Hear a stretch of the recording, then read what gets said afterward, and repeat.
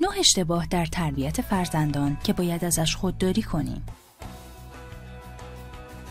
آیا کودکتون پنهانکاره و راحت اعتماد نمی‌کنه؟ احتمالاً به خاطر زودرنجی‌های بیش از اندازه شماست. آیا کودکتون به شدت خجالتی و دودله؟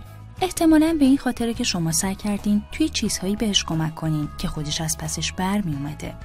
اگه هر چیزی که میخواد و براش میگیرین ولی بازم اسباب بازی بچه‌های دیگر رو برمیداره، یعنی بهش اجازه انتخاب نمیدین.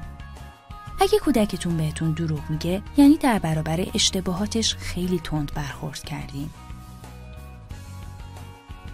اگه فرزندتون گستاخه، شاید به خاطر این باشه که والدین یا اعضای خانواده‌اش الگوی اشتباهی براش قرار دادن. اگه فرزندتون زودرنج و تندخوئه، احتمالاً به خاطر کمبود توجهه. شاید نمیدونه که دیگه چجوری توجه جلب کنه. اگه کودکتون به دیگران احترام نمیذاره، احتمالاً به این دلیله که بدون درک احساساتش بهش میگین چیکار کنه.